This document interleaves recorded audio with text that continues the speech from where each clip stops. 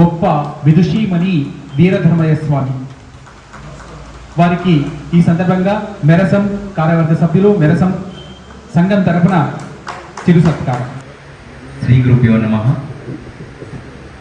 సమస్త భగవద్భక్తులందరికీ ఈరోజు మనం అశోక్ నగర్ రామచంద్రాపురం కాకతీయ నగర్ శ్రీరామచంద్రుని మందిరమునందు వేచేసి ఉన్నాం.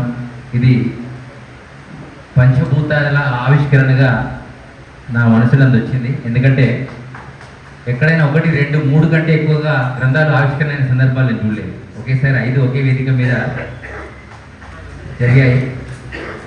గతంలో జరిగి ఉండొచ్చు, కానీ నేను చూసిన సందర్భంలో ఇది.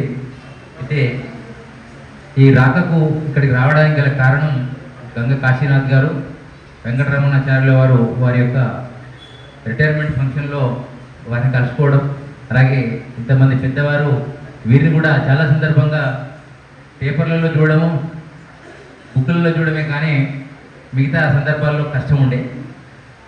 అయితే ఇచ్చిన 2 నిమిషాలలో నాకు తెలిసిన ఒక 2 పద్యాలను చెప్తూ ఈ గ్రంథాల గురించి ఆల్రెడీ మాట్లాడడానికి రెడీగా ఉన్న వాళ్ళని పక్కకు పెట్టడం కరెక్ట్ కాదు, వారే మాట్లాడాలి అది. కాబట్టి కాళిదాసును మించి కవులేరి జగతిలో, కాళిదాసుని మించి కవులేరి జగతిలో అని వీరబ్రహ్మేంద్ర స్వామి వారు ఒక సందర్భంలో అన్నారు. అంటే ఎందుకు ఈ పద్యాన్ని సగమే చెప్పానంటే, కాళీ పూజ చేసి కవితలల్లగా నేర్చి కవులలోన నగ్రగణ్యుడాయే, కాళిదాసును మించి కవులేరి జగతిలో, కాళికాంబహంస కాళికాంబ. ఇది అంటే కాళీ కటాక్షం లేకుండా ఏ జాతి వాడైనా, ఏ మతం వాడైనా, ఏ నీతి వాడైనా తన నోటి నుండి ఏదో ఒక వాక్ వస్తుంది అంటే అది పూర్వజన్మ సుకృత కటాక్షమో లేకపోతే ప్రస్తుత కటాక్షమో ఉంటే, అది అమ్మవారి కటాక్షం ఉంటే వస్తుందన్నారు చెప్పనుకుంటారు. అలాగే పుస్తకములు చదువ పూర్ణత్వమవ్వదు, పుస్తకములు చదువ పూర్ణత్వమవ్వదు, హృదయ సంపుటములు చదువవలయు, పారిశుద్ధ్యమొకటే పరమాత్మ చేచును, కాళికాంబహంస కాళికాంబ. అంటే ప్రజల యొక్క మెప్పు పొందడానికి కోసం రాసేటువంటి పద్య కవితలన్నీ పరమాత్మను చేర్చలేవు, కానీ పరమాత్మ కోసం రాసిన ప్రతి పద్యము పరమాత్మను చేస్తుంది అనేటువంటి అంతరార్థాన్ని కేవలం పుస్తకాలు చదివితే కాదు, హృదయ సంపుటములు కవి రాసినటువంటి అంతర్గత రహస్యాన్ని కనుగొనే విధంగా అనుకుంటున్నాను. అలాగే తిల రసములేక దీపము వెలుగదు, పువ్వులేక ఫలము పుట్టబోదు, భక్తి లేక జ్ఞాన ఫలము లభింపదు, కాళికాంబహంస కాళికాంబ. తిలరసం అనగా మీ అందరికీ తెలుసు, దీపం ముట్టియాలంటే నెయ్యి, నూనె, ఆముదం కావాలి, మనస్సు కూడా కావాలి, మనిషి కూడా కావాలి, దానిలో ఒత్తి కావాలి. అదేది లేకుండా వెలగదు. ఒక్కొక్కసారి గాలి గట్టిగా వస్తే అది కూడా వెలగదు. అంటే మనసు గట్టిగా ఉన్నట్టయితే ఆటోమేటిక్గా ఆ దీపం గట్టిగా ఉంటే అది కూడా వెలుగుతుంది అని. అలాగే పువ్వు పూయకుండా ఫలము అనేది ఏ చెట్టుకు కాయదు. అలాగే భక్తి అనేది లేకుండా, కవిత్వం పైన పరిపూర్ణమైన భక్తి లేకుండా జ్ఞానం అనే ఫలము లభింపదన్నారు. అందుకే కాళిదాసే కవుల లోపల అగ్రగణ్యుడని చెప్పారు. అంటే అది సహజ కవి, కాపీ కవి కాదు. సహజ కవి అంటే ఏమీ చదువుకోకుండానే అమ్మవారి కటాక్షంతో ఆసరగా తీసుకొని ప్రపంచానికి ఒక నీతి నియమావళిని ఇచ్చారు. అలా చాలామంది సహజ కవులు మనం చూసాం. సిద్ధప్ప వరకవి అని, అలాగే చాలామందిని మనం మెదక్ జిల్లాలో ఈ సందర్భంలో చూడడం జరిగింది. అలాగే అమ్మవారు అన్నాం. ఏది అమ్మవారు అంటే అన్నీ అమ్మవారే. ప్రపంచంలో ఉన్నటువంటి ప్రతి అంశ అమ్మవారి అంశంలోనే రావాలి. అది రాముడైనా, కృష్ణుడైనా, విష్ణువైనా, బ్రహ్మైనా, శివుడైనా. తల్లిదండ్రి గురువు దైవం బులందునా, తల్లిదండ్రి గురువు దైవం బులందునా, తల్లి పూజ్య ముఖ్యమెల్లరకును, సృష్టికంతటికి నీ స్త్రీ ప్రధానము గద, కాళికాంబహంస కాళికాంబ. మెదక్ జిల్లా రతేల సంఘానికి అధ్యక్షురాలు అమ్మవారు. ఇప్పుడు అలా చాలామంది ఉన్నారు. ఇప్పుడు ఒక గ్రంథాన్ని వీరెవరు, లక్ష్మి కళ్యాణి వారు రచించారు. రాణి శంకరమ్మ గారి యొక్క విషయాన్ని కూడా నేను కూడా ప్రస్తుతమే వింటున్నా. ఎందుకంటే రాణి రుద్రమదేవి తెలుసు, ఝాన్సీ లక్ష్మీబాయి తెలుసు. రాణి శంకరమ్మ గురించి ఆందోళన నుంచి ఉమ్మడి మెదక్ జిల్లా మొత్తం ఇలా ఉందన్న విషయము ఇప్పుడు గంగ కాశీనాథ్ వల్ల మ్యాక్సిమం కనీసం ఆంధ్ర రాష్ట్రం కాదు, తెలంగాణ ఆంధ్ర 2 రాష్ట్రాలకు ఇది వెళ్ళిపోయేటువంటి సందర్భం ఉంటుంది. ఎందుకంటే మనకు రాణి రుద్రమాదేవి గురించి గట్టిగా మాట్లాడతాం, ఎందుకంటే మన తెలంగాణలో ఆ యొక్క అంశాలు ఎక్కువ కనబడ్డాయి కాబట్టి. ఇలా చాలా మంది గురించి నేను అనుకుంటుంటే అప్పుడప్పుడు మన హిందూ ధర్మంలో ఎన్నో గ్రంథాలు వచ్చాయి, ఇంకా గ్రంథాలు రాస్తూనే ఉన్నారు. అసలు చదువుతున్నారా అంటే ఇప్పుడు అన్నారు వారు, ఇప్పుడున్నటువంటి యువతకి బుక్కులు చదివేవాడు ఫేస్బుక్ తప్ప ఈ బుక్కులు చదివేవాడు ఎవడు లేడు. ఇది చాలా రాబోయే కాలంలో దీనికి ఒక హింట్గా మారేటువంటి అవకాశం ఉంటాయి ఈ బుక్స్. ఎందుకంటే ఎప్పుడో పురాతన వారు అన్నారు, షరీఫ్ గారు భారత భాగవత రామాయణ కథల గురించి అన్నారు. భారత భాగవత రామాయణ కథలు, భారత భాగవత రామాయణ కథలు భారతీయులకు భారమాయే, జలుల పాలిటికి విశాపనార్థములాయే, కాళికాంబహం సకాళికాంబ. ఇది 1608లో జన్మించినటువంటి వీరబ్రహ్మేంద్ర స్వామి అత్యంత గట్టిగా నవాబుల సమయంలో వారి యొక్క సంస్కృతి సాంప్రదాయాలను కాపాడుతూ నవాబులకు కూడా కొన్ని జ్ఞానోదయాలను కలిగించారు.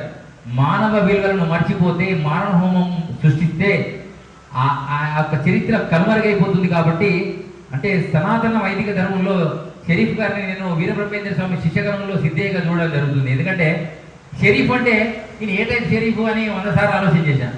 ఎక్కడ చూసినా ఆయన టైప్ అదే.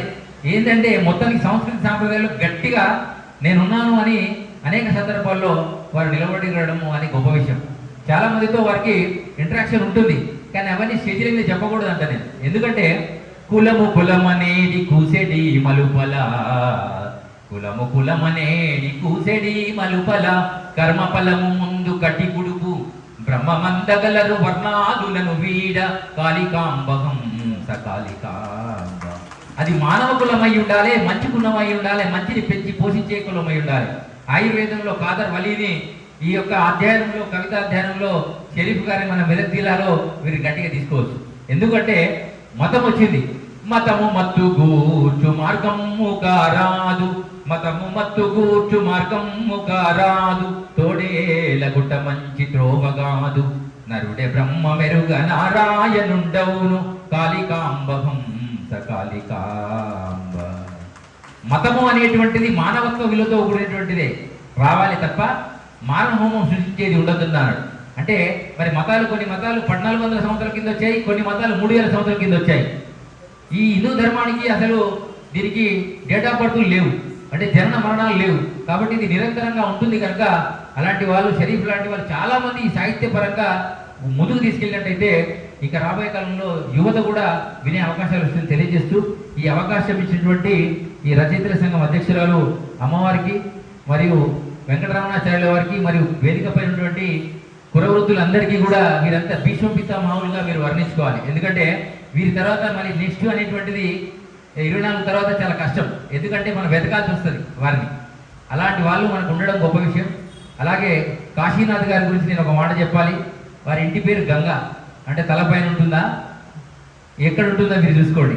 గంగా కాశీనాథ్ గారు అంటే 2-3 అంశాలతో వారు ఎప్పుడు ఈ గంగ ప్రవచనంగా అక్కడక్కడ అనర్గళంగా నేను కలెక్టర్ కార్యక్రమాల్లో కానీ పెద్ద పెద్ద కార్యక్రమాల్లో చూడడం జరిగింది. వారిని కూడా నాకు పరిచయం అవ్వడం గొప్ప విషయం. మేము ఈ మధ్యకాలంలోనే శ్రీకూర్మం, అదేంటి స్వామి మనం వెళ్ళింది,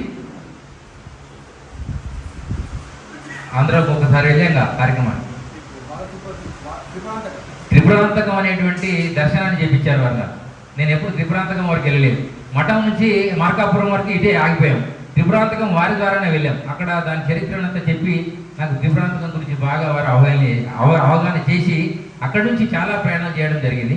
అయితే వారు చాలా సందర్భాలలో రమ్మంటారు, కానీ నా వేషానికి ఈ వేషాలకు సంబంధం లేకుండా ఉంది. ఎందుకంటే ఇది కాషాయ వస్త్రం ఉంది. కాషాయ వస్త్రం అన్ని సందర్భాలలో రావాలంటే ముఖ్య అతిథిగానో విఐపిగానో వెళ్ళాలి. నేను అంటున్నాను, నేను కూడా సహజకవిని, నా లోపల కూడా కొంచెం పురుగు ఉంది, అంటే రోగం ఉంది, కవిత్వం అనే రోగం ఉంది. ఆ రోగం ఎక్కడైతే మొదలవుతుందో ఎవడి మాట వినదు. మైకు దొరికితే మైకాసురుడు, బుక్కు దొరికితే బుక్కాసురుడు అనేటువంటి కార్యక్రమాల్లో వీళ్ళంతా తయారవుతుంటారు. అందుకని నేను ఏమంటున్నానంటే ఫైనల్గా ప్రతి వారు గమనించాలి, మానవత్వ విలువలను పెంచేటువంటి గ్రంథాలు రావాలి. మానవత్వ విలువల గురించి బాగా చెప్పినటువంటి వాళ్ళ చరిత్రలు ప్రజలకు తెలియాలి. అలాంటి తెలిసిన సందర్భంలో రాబోయే కాలంలో ఈ మెదక్ జిల్లా, దీన్ని మెతుకు సీమ అంటారు నాకు తెలిసైతే, ఆంధ్రదేశమునందు అతి సుందరమైన మేటైన ఒక జిల్లా మెతుకు సీమ అని అప్పుడు ఈ వ్రతేంద్ర సంఘంలోనే ఎవరో రాశారు. అది నా నోటికి వచ్చింది, అది నాకు ఉంది, గుర్తుంది. కాబట్టి అవకాశం ఇచ్చారు చాలామంది. ఈరోజు పెద్దమ్మ దేవాలయం బిహెచ్ఎల్లో ఒక గంటన్నర ప్రవచనం ఉంది. ఆ ప్రవచనం ద్వారా డైరెక్ట్గా ఇక్కడికి వచ్చా. మళ్ళీ కూడా ఉంది. అంటే ఉదయం అయితే భక్తులు వస్తారు, అంటే భక్తి మొక్కడానికి. ఇప్పుడు భోజనం చేసి వస్తారు భక్తులు.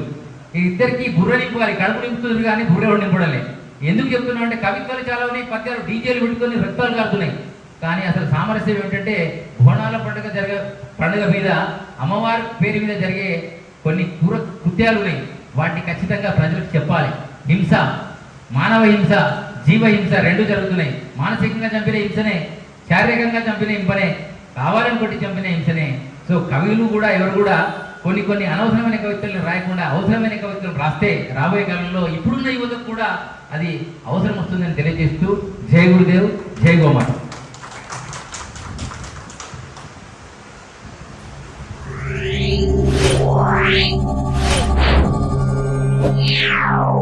Yeah.